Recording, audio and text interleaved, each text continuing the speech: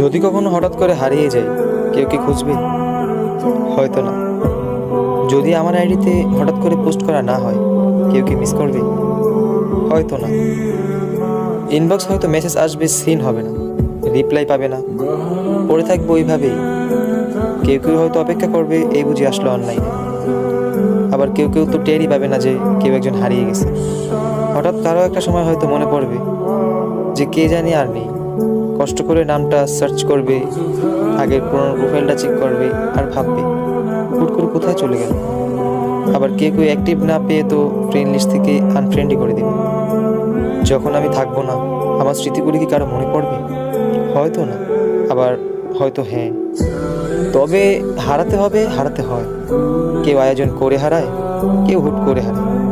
আমি না হয় হুট করেই হারিয়ে যাব।